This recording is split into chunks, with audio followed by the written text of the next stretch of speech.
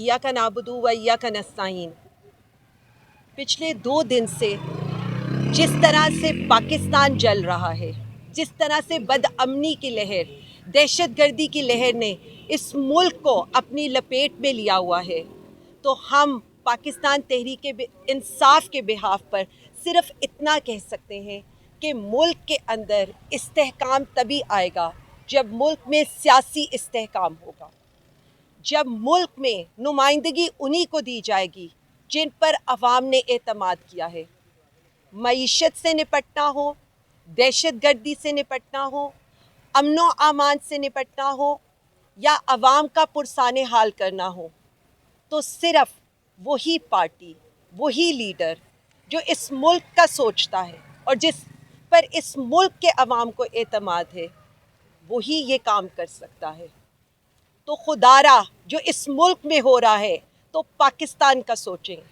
ऐसा नहीं है कि हमारे लोग यहाँ पर जब उनको यरमगाल बनाया गया तो मेरा नहीं ख्याल कि कोई भी पाकिस्तानी ऐसा नहीं था कि उसे तकलीफ़ ना हुई हो। जो इन 2 दिन में इस मुल्क ने देखा है, तो मैं सिर्फ इतना कह सकती हूँ कि तरजीहात ये नहीं होनी चाहिए कि एक सियासी पार्टी को फिक्स करने के लिए सारा कुछ हो रहा हो। तरजीहात यही होनी चाहिए कि आपको दहशतगर्दों के पीछे जाना चाहिए जो असल दहशतगर्द है, और सवाल एक ही होगा और बार बार होगा, और वो यही होगा कि जब ये मुल्क जहाँ पर इस तरह की आग जल रही हो, तो मुल्क के मुंतखब वज़ीर आज़म को क्यों कैदोबंद की सोबतें बर्दाश्त करने के लिए रखा हुआ है। सवाल यही होगा कि जब आप अपने ही लोगों को दहशतगर्द और बागी बनाने में लगे हुए हों, तो जाहिर है दहशतगर्दों को इतनी ही खुली आज़ादी मिलेगी। और सवाल यही होगा कि हुकूमत वक्त तो जुगतबाजी में मसरूफ़ थी जब वहाँ पर ऑपरेशन जारी था, और पीटीआई को बातें सुनाने में मसरूफ़ थी। तो हम सिर्फ इतना कहें कि तहरीक इंसाफ वो वाहिद पार्टी है जो पाकिस्तान का सोचती है, जो बलोचिस्तान का सोचती है, जो केपीके का सोचती है, जो सिंध का सोचती है और जो पंजाब का सोचती है।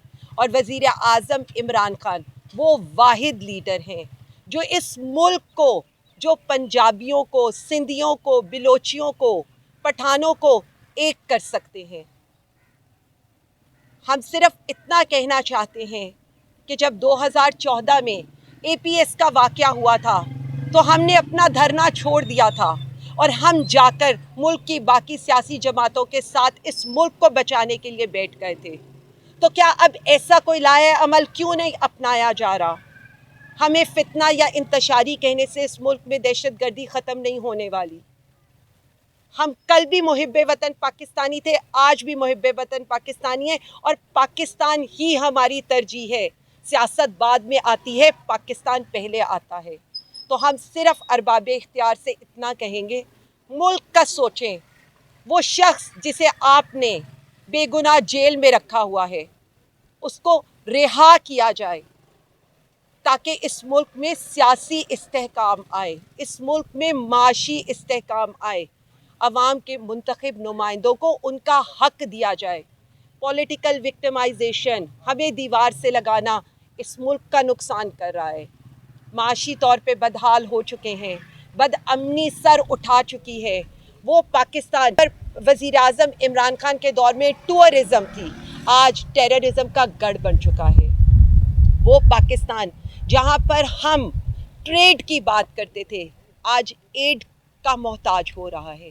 तो इस मुल्क का सोचें, क्योंकि सिर्फ वज़ीर आज़म इमरान खान ही हैं जो इस मुल्क में इस दहशतगर्दी की जंग को पे अवाम को एक पेज पर ला सकते हैं। तो खुदारा मुल्क को आगे चलने दें, और इसके लिए इस मुल्क में सियासी इस्तेहकाम की ज़रूरत है। हमने तो सह लिया है, आज फ़र्द जुर्म भी लग गया, अदालतों में भी लड़ाई लड़ रहे हैं, पिछले कई दिनों से रोज़ अदालतों में भी पेश हो रहे हैं और पेश होते रहेंगे।